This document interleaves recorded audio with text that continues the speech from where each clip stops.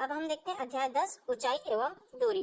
ठीक है, मान लीजिए हम इसमें कुछ कुछ जो शब्द हैं उसके अर्थ समझते हैं क्या होता है। ठीक है, जैसे उन्नयन कोण दिया हुआ है यहाँ पर, तो उन्नयन कोण किसको बोलते हैं ये देखते हैं। उन्नयन कोण, ठीक है, उन्नयन कोण मान लीजिए जाए क्या, एक क्या है यहाँ पर, एक बिल्डिंग है। ठीक है, ये क्या है, हमारा एक बिल्डिंग है।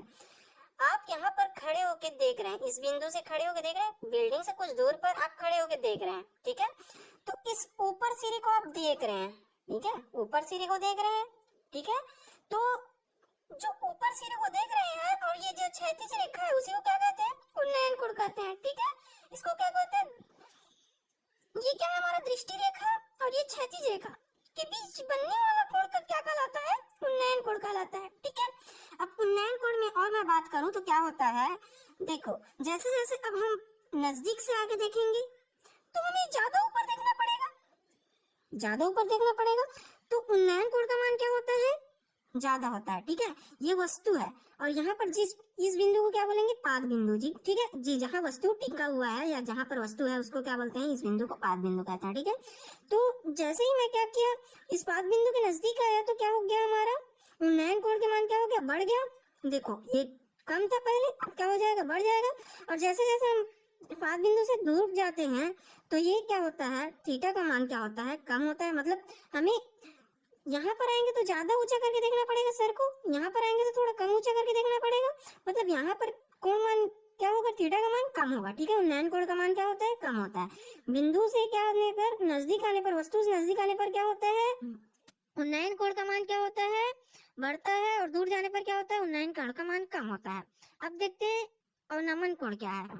अवनमन कोण, ठीक है, अवनमन कोण किसे कहते हैं। ठीक है, अवनमन कोण, मान लिया जाए आप इस छत के ऊपर पर हो। ठीक है, इधर कोई वस्तु रखा हुआ है, इस वस्तु को देख रहे हो।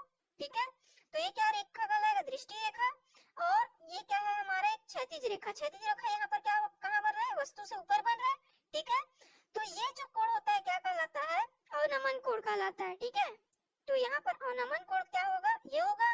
अब देखो अवनमन कोण का मान कब बढ़ेगा, जब वस्तु क्या हो जाएगा, ये पाद बिंदु से क्या हो जाएगा, नजदीक हो जाएगा। तो ये क्या हो जाएगा, थीटा का मान बढ़ेगा। यहाँ से देखो थीटा कितना बड़ा था, इतना था, अब बढ़ गया।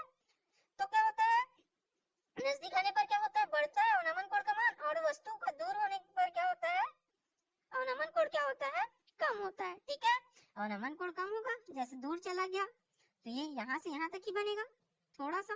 ठीक है, तो अवनमन कोण का मान क्या होता है, कम होता है। ठीक है, अब हमें ऊंचाई एवं दूरी के लिए जो मैं ट्रिग्नोमेट्रिक में फार्मूला बताया था, टेबल, वो याद रहना जरूरी है। ठीक है, उसके सिवा हमारा एक और कॉन्सेप्ट बताया था लाल काका वाला, ये भी हमारा जरूरी है। ठीक है, लाल बटे काका वाला बताया था, ये किसका होता है, ये होता है साइन का, ये होता है कॉस का, ये क्या होता है टेन का। मतलब क्या बोल रहा हूँ, साइन थीटा बराबर क्या होता है, लंब बटे कर्ण। ठीक है, यहाँ पर जो भी बिंदु दिया रहता है, मान लिया जाए ये दे दिया, ये दे दिया, ये निकालने के लिए बोलता है, इसमें से दो दे दिया है, थीटा निकालने के लिए बोलता है। तो पहले हम जब क्वेश्चन दिया रहेगा तो उसमें क्या करेंगे, सबसे पहले हम ये डायग्राम ड्रॉ करेंगे और फिर हम वहां से सॉल्व करेंगे। ठीक है, साइन थीटा बराबर क्या होता है, लंब बटे कर्ण। और कॉस थीटा बराबर क्या होता है, आधार बटे कर्ण, आधार बटे कर्ण। और ये टेन थीटा का होता है लास्ट वाला, टेन थीटा बराबर क्या होगा हमारा, लंब बटे आधार। तो ये हो गया हमारा लंब बटे आधार। ठीक है, लंब बटे आधार। अब मैं डायरेक्ट क्वेश्चन पे आता हूँ। क्वेश्चन नंबर अध्याय 10 ऊंचाई एवं दूरी प्रश्नावली 1 का पहला क्वेश्चन है। ठीक है, जमीन पर स्थित किसी बिंदु से 90 मीटर दूर स्थित मीनार के शिखर का उन्नयन कोण 30 अंश है, तो मीनार की ऊंचाई ज्ञात कीजिए। ठीक है, मैं एक मीनार बना लेता हूँ, ये एक मीनार बना लिया। ठीक है, जमीन पर स्थित किसी बिंदु से 90 मीटर दूर स्थित, ये कोई बिंदु है, यहाँ से 90 मीटर दूर स्थित मीनार बोल रहा है। ठीक है, तो यहाँ से मैं 90 मीटर दूर में स्थित एक क्या बना लिया हूँ, मीनार बना लिया हूँ। ठीक है, ये अब इसका उन्नयन कोण दिया है, यहाँ पर है, तो उन्नयन कोण कहाँ बनेगा, ये ऐसे बनेगा 30 अंश, ये दिया हुआ है, ये 90 मीटर दिया हुआ है और उन्नयन कोण 30 अंश है। तो मीनार की ऊंचाई ज्ञात कीजिए। तो मीनार की ये क्या है, मीनार की ऊंचाई को मान लिया जाए, मैं क्या ले लेता हूँ, एच है। ठीक है, इसका नाम दे देता हूँ ए बी सी। ठीक है, तो यहाँ पर अब क्या हो गया हमारा, ये डायग्राम ड्रॉ हो गया। हमें ये दिया है, ये निकालना है, और ये दिया है, कोण दिया हुआ है, ठीक है। ये क्या होगा हमारा, थीटा यहाँ पर है, तो ये क्या होता है, लंब होता है, फॉर्मूला में बताया था। और ये क्या होगा, आधार होगा, और ये क्या है हमारा, कर्ण, ठीक है। तो यहाँ से हम क्या क्या क्या दिया हुआ है, मीनार, माना मीनार की ऊंचाई क्या है, मीनार की ऊंचाई क्या लिया हूँ, h है, ठीक है, h मीटर है, ठीक है, h मीटर है, ठीक है। और ये c क्या है, कोण ACB क्या लिख सकता हूँ मैं, ACB क्या है, एक 30 डिग्री दिया हुआ है, जो क्या है, उन्नयन कोण है, ठीक है। उन्नयन कोण बराबर 30 अंश दिया हुआ है। तो हमें ऊंचाई निकालना है, तो मैं ले लेता हूँ समकोण त्रिभुज। ये समकोण त्रिभुज या डायरेक्ट त्रिभुज ले सकते हो। समकोण त्रिभुज क्या है, ABC है, ये त्रिभुज ABC में, ठीक है, क्या क्या दिया हुआ है, लंब बटे आधार। तो मैं फार्मूला बताऊं अभी, लाल काका वाला, ठीक है। तो क्या क्या दिया हुआ है हमारा पर, यहाँ पर लंब और आधार दिए हुआ है। तो लंब और आधार, लंब और कर्ण है, आधार और कर्ण है, लंब और आधार, तो इस फार्मूले में आएगा। ये किसका होता है, टेन का होता है। तो मैं डायरेक्ट टेन, और यहाँ पर क्या है, थीटा के जगह पे 30 अंश है, तो ये 30 अंश इक्वल टू लंब बटे आधार होता है, मतलब AB बटे BC लिख सकता हूँ, AB बटे BC लिख सकता हूँ, ठीक है, क्योंकि लंब बटे आधार होता है, तो ये लंब और बटे आधार। तो 30 अंश बराबर क्या हो जाएगा हमारा, AB का मान कितना है, h है, और BC का मान कितना है, 90 मीटर है, ठीक है, 90 मीटर है। अब 1030 का मान क्या होता है, 1/3, 1/3 होता है, बराबर h, और ये 90, ठीक है। अब 90 को मैं इधर गुणा कर दूं, तो ये क्या हो जाएगा, h बराबर, ठीक है, h को पहले लिख लिया, h बराबर, ये 90 इधर चला जाएगा, 90/3, ये इतना होगा, 90/3। और इसको और क्या लिख सकता हूँ मैं, और यदि इसको लिखना चाहूँ तो इसमें मैं क्या कर दूं, कर्णी 3 का ऊपर नीचे गुणा कर दूं, कटाने में इजी होगा, ठीक है, कटाने में इजी होगा। कर्णी 3 का ऊपर नीचे गुणा कर दूं, तो ये कर्णी 3 और कर्णी 3 का गुणा क्या हो जाता है, कर्णी 3 और कर्णी 3 का गुणा हो जाता है 3, ठीक है। ये 90 गुणित कर्णी 3, और कर्णी 3 और कर्णी 3 का गुणा हो जाता है हमारा 3। क्यों, क्योंकि हम जानते हैं ना, कर्णी 3 का मान क्या होता है, 3 की घात 1/2, ठीक है। तो 3 की घात 1/2 गुणित 3 की घात 1/2, जब आधार समान हो तो घातें क्या हो जाती हैं, जुड़ जाती हैं। तो 3 की घात 1/2 प्लस 1/2, तो आधा आधा कितना हो जाएगा, 1 हो जाएगा, 3 की घात 1 बराबर 3, ठीक है, इसीलिए क्या लिख लिया 3। अब यहाँ से कटा दो, 3 1 कम 3, 3 तिया 9, और 3 शून्य शून्य, कट गया। तो एज बराबर क्या आ जाएगा हमारा, 30 कर्णी 3 मीटर, ठीक है। ये आ गया हमारा आंसर, ठीक है। अब हम देखते हैं सेकंड क्वेश्चन, क्वेश्चन नंबर दूसरा, ठीक है। क्वेश्चन नंबर दूसरा है, ये हमारा दूसरा क्वेश्चन, एक ऊर्ध्वाधर स्तंभ, ऊर्ध्वाधर मतलब ये जो खड़ा रहता है उसी को क्या बोलते हैं, ऊर्ध्वाधर स्तंभ, जिसकी ऊंचाई क्या है, 3h मीटर है, ठीक है। ये मैं बता लेता हूँ, ये क्या हुआ, ऊर्ध्वाधर स्तंभ जिसकी ऊंचाई क्या है, 3h, ये दिया हुआ है हमें 3h मीटर है, ठीक है। पाद बिंदु से कर्णी 3h दूरी पर स्थित किसी बिंदु, ये क्या है हमारा पाद बिंदु है, यहाँ से क्या बोल रहा है, कर्णी 3h, कर्णी 3h दूरी पर स्थित किसी बिंदु से, ये किसी बिंदु से स्तंभ के शिखर का उन्नयन कोण ज्ञात कीजिए। अब क्या ज्ञात करना है हमें, कोण ज्ञात करना है, ये वाला मान लिया जाए, इसका कोण क्या ले लेता हूँ मैं, थीटा ले लेता हूँ, ठीक है, ठीक है। कोण क्या ले लिया मैं, थीटा ले लिया। तो अब ये कैसे हो जाएगा, ठीक है। अब माना हल क्या हो जाएगा, माना स्तंभ क्या लिया हूँ मैं, माना स्तंभ क्या है, इसका नाम दे देता हूँ ABC, ठीक है। माना स्तंभ है, AB है, AB, ठीक है, और उसका हाइट दिया हुआ है, ठीक है। AB बराबर कितना दिया हुआ है, 3h मीटर दिया हुआ है, तो ये लिख लिया 3h मीटर, ठीक है। और BC बराबर, BC क्या है, ये BC कितना दिया हुआ है, कर्णी 3h मीटर दिया हुआ है, ये कर्णी 3h, ये भी मीटर दिया हुआ है, ठीक है। उन्नयन कोण मतलब कोण ACB ज्ञात करना है। ACB हमें क्या करना है, ज्ञात करना हुआ है, और इसको क्या मान लिया हूं मैं, थीटा है। ठीक है, माना उन्नयन कोण क्या है, थीटा है। यहाँ पर लिख सकते हो माना उन्नयन कोण क्या है, थीटा है। ठीक है, माना उन्नयन कोण क्या है, थीटा है। तो यहाँ पर ये क्या दिया हुआ है, हमारा लंब है, क्योंकि थीटा से सामने वाला कोण लंब, और ये क्या होगा, हमारा आधार। फिर से मैं देख लेता हूँ एक बार फिर से, लाल काका के अनुसार क्या हो जाएगा, किस फार्मूले में जमेगा ये, लंब और आधार दिया हुआ है, तो लंब और आधार किस में आएगा, टेन थीटा में आएगा। तो टेन, यहाँ पर थीटा लिया हूँ तो ये हो गया थीटा बराबर लंब बटे आधार, लंब बटे आधार होगा।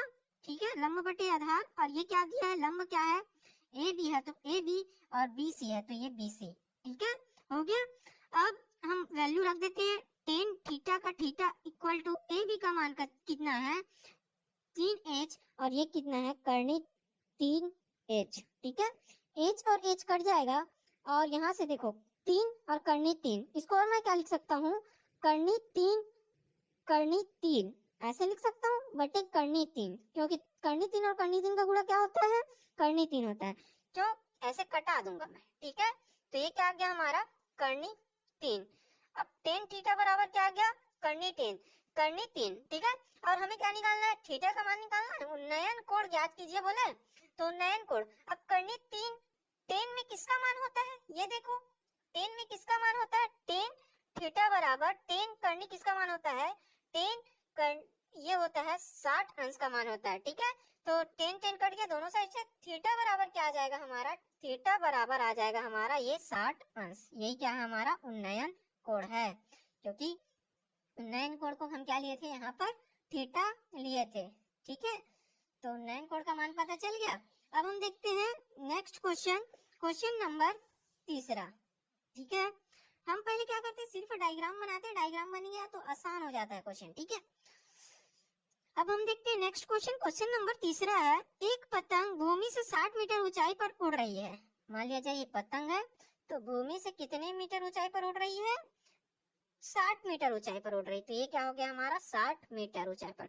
पतंग में लगी डोरी भूमि के एक बिंदु पर खूंटी से बंधी हुई है। मान लिया जाए ये भूमि पर एक बिंदु है। ठीक है, तो यहाँ पर एक खूंटी है, वहां से ये पतंग का डोर जो है बंधा हुआ है बोल रहा है। ठीक है, खूंटी से बंधी हुई है, भूमि के साथ डोरी का झुकाव 30 अंश का है। अब यहाँ से ये भूमि है, भूमि से भी ये पतंग से ऊंचाई 60 मीटर है, और यहाँ भूमि पर किसी खूंटी से बंधा हुआ है, और इस कोण का मान बोला है कितना है, 30 अंश है। ठीक है, तब यह मान करके डोरी पूर्णतः तनी हुई है, उसकी लंबाई ज्ञात कीजिए।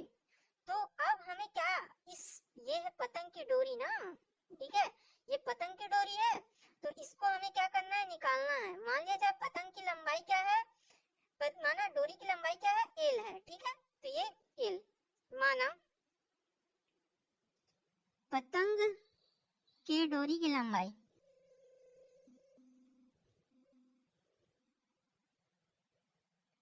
क्या लिया हूँ, एल।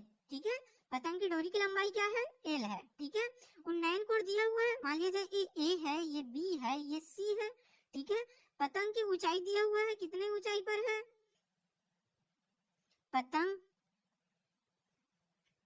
पतंग की भूमि से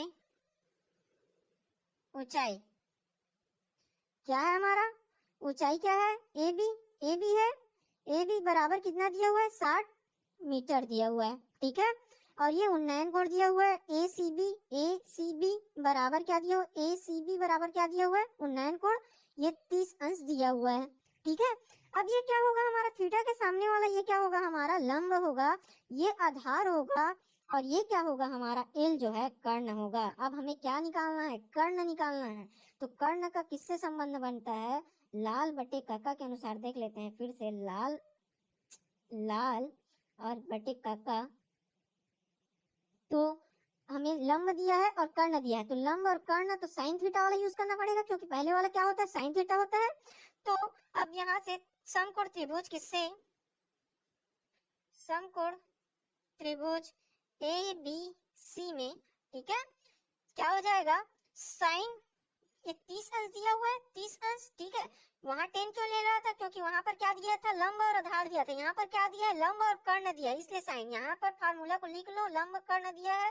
लंब कर्ण किसका रिलेशन है, साइन का रिलेशन है, इसलिए मैं साइन लिया हूँ। तो साइन 30 अंश बराबर क्या हो जाएगा, लंब बटे कर्ण। लंब बटे कर्ण, इसी को क्या लिया हूँ, ए बी, लंब लिया हूँ, ए बी हो गया, ठीक है। और ए सी क्या है हमारा, ये कर्ण है, ठीक है। तो साइन 30 अंश का साइन 30 अंश हो गया। ए बी का मान कितना है हमारा, ये 60 मीटर है, और कर्ण क्या है, एल है, तो ये हो गया एल, हो गया।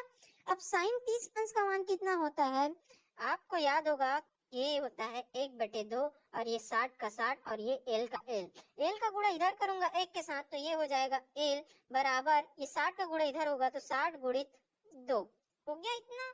अब एल बराबर क्या हो गया, ये क्या है, पतंग की डोरी की लंबाई है। एल बराबर 6 दूने 12, 120 मीटर, ठीक है। कितना हो गया, 120 मीटर। तो पतंग की डोरी की लंबाई क्या है, ये 120 मीटर है, ठीक है। सबसे पहले हम क्या करते हैं, डायग्राम बनाते हैं। डायग्राम बन गया तो बहुत आसान हो जाता है इस टाइप से क्वेश्चन को सॉल्व करना, ठीक है।